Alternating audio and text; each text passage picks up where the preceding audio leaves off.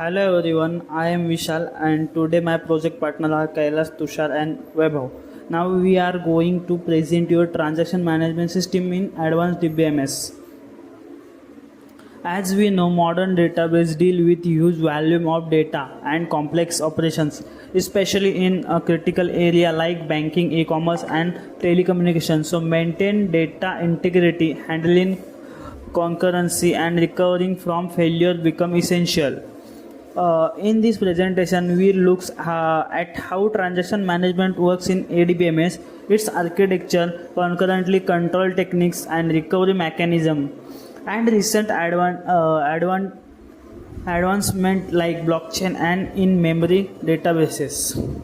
Let's start with the basics. What is transactions? A transaction is a logical unit of work that may involve multiple database operations. A simple example is transferring money from the bank account to another. It's involved deducting money from one account and adding it to another. But both action are must happen together. To ensure reliability, every transaction follows the asset property atomicity. Either all operation of transaction are completed or none. Consistency, the database move from one valid state to another. Isolation, transaction doesn't interfere with each other. Durability, once a transaction is committed, chance are permanent. For example, in financial system, 99.9% uptime is required, so maintaining asset property is critical for trust and safety. Now let's understand the architecture of transaction management system in the ADBMS. The system is made of several key components. The transaction manager oversees the execution of transaction. The scheduler handles the order of operation to ensure isolation. Then the recovery manager is responsible for restoring data after failure. The concurrency controller ensure multiple transactions can run at the same time without conflicts. In distribute transaction management handles the transaction across multiple locations. These systems are built for preference. Many aim for over 10,000 transactions per second to support modern applications.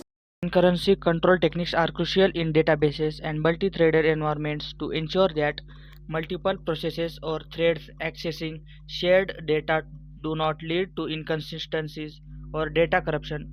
Below are some common concurrency control techniques along with real-world examples.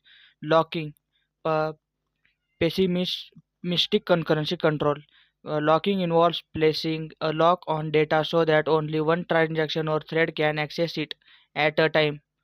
Other transactions that attempt to access the locked data will either be locked or will have to wait until lock is released. Example is in an online banking system when a user is transferring money from one account to another. A lock is placed on the account balance to ensure that no other transactions such as withdrawal or deposit can alter the balance while the transfer is happening. Once the transaction is completed, the lock is released. There is two types of locks: exclusive lock and shared lock. Another example is multi-version concurrency control. This technique allows multiple versions of a data item to exist at the same time, ensuring that readers do not block writers and vice versa. Each transaction works with its own version of the data. When it commits, the new version is created. Example, in a version control system like Git, multiple versions of files are maintained, and users can simultaneously make changes to different branches of the repository without interfering with each other's work. When changes are merged, conflicts are handled appropriately. Distributed concurrency control is a set of techniques used to manage concurrent access to data in a distributed database system where multiple Nodes, servers, databases, or systems work together and manage data that might be spread across different physical locations, ensuring data consistency. Isolation and synchronization across distributed systems is more complex than in a centralized database due to factors such as network latency, system failures, and distributed transactions. Here are some of the key techniques and concepts in distributed concurrency control. Two-phase locking in distributed systems. Similar to centralized systems, the two-phase locking protocol ensures that the transaction there are two phases, growing phase and shrinking phase. Example, in distributed inventory management system, when two users attempt to update the stock quantity of an item stored in two different locations, two phase locking ensures that either both users get access to their respective data or one of them is blocked until the other completes their transaction. Another example is timestamp ordering means distributed timestamping. In distributed systems, each transaction is assigned a global timestamp. Transactions are ordered based on these timestamps to ensure that they are executed in a way that reflects a serializable order. Example, in a distributed banking system, two users are transferring money between accounts across different bank branches. Each transaction is assigned a timestamp and based on the global timestamps. The system ensures that no two transactions will change the account balance in conflicting ways. Now I will be explaining recovery management. Recovery management is the part of a database management system responsible for restoring the system to a consistent state after a failure. Failure can be three types. First one, transaction failure. Example of transaction failure is user cancel a transaction midway. Second one is system failure. Example, server crash. Third one is media failure. Example, Dix Corporation. Key technique of recovery management. First one is logging. Record action so that the systems can undo and redo them. Second one is checkpointing. Saves a snapshots of the current database. State the reduce recovery time. Shadow pegging or erase algorithm used for efficient crash recovery. Next is logging and checkpointing. Whitehead logging. Before any change is made to the database, it is recorded in a log file. Log records include start, update, commit, and abort. Start when transaction begins, update old and new values, commit is successful end of transaction, abort is when transaction was rolled back. Checkpointing. Periodically, the system takes a checkpoint, a snapshot of current database state. This reduces the amount of log data that needs to be scanned during recovery. Logs are essential for recovering from a system crash. Checkpointing reduces recovery time by saving database state periodically. An example, ATM transaction crash. Let's take a scenario. You are withdrawing 10,000 from ATM. Step for this, start transaction, update account balance 50,000 to 40,000. Then here crash happens, ATM loses power. Commit not return. Then recovery process. Upon reboot, the system checks the logs. Since the commit log is missing 41, the system understands that the transaction was not successful. It undoes the debit and restores the balance to 50,000. Now I will explain advanced transaction model. This model go beyond the basic flat transaction to handle complex long running or nested operation useful in modern systems like microservices, cloud and distributed environment. Nested transaction, a transaction that contains sub transaction. Each sub transaction can fail, succeed independently. Example, online reservation system.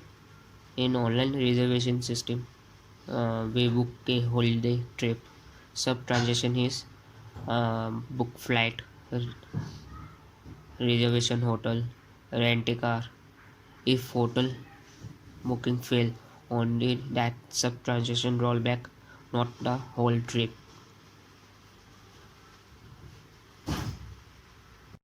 Second, completion transaction, a way to undo a committed transaction when rollback is not possible. Useful in systems where actions are not easily reversible. Example, Amazon order cancellation. You order something, order transaction commit. Later you cancel, completion transaction refund money, update and reverse order. Third is Third is sagas, sequence of local transition with completion for each steps, ideal for long-lived distributed transition. Example, e-commerce checkout. First, payment services, deduct amount. Second, inventory services, update stock. Third, shipping services, schedule delivery. If shipping fail, completion are triggered. Inventory update back, payment refunded. Next is recent trends and research in transaction management. First, blockchain based transaction. Transactions are recorded on a decentralized, immutable ledger. Use cases cryptocurrency, supply chains, transparency. Example, Walmart uses blockchain to trace food origin. Each step is a transaction stored on blockchain. Second, in-memory database, IMDb. Entire database reside in RAM instead of disk. Benefit superfast transition. Example, Redis Bank uses IMDb for real-time fraud detection. Third, third is HTAP, hybrid transition analytical processing. Combine OLTP plus OLAP in one system. No need for separate system to run report. Example, e-commerce platform. While customer make purchase, OLTP management sees live sales report, OLAP from same system. Fourth is new SQL database. New gen of ADBMS that offer scalability like NoSQL but maintain ACID. Example, Google Cockroach DB used in financial system that need global scaling but also strict consistency. Next is conclusion. Transaction management in ADBMS is all about consistency, reliability, and scalability. As system become more complex, traditional flat transactions are not enough. Hence the rise of advanced model and model tech.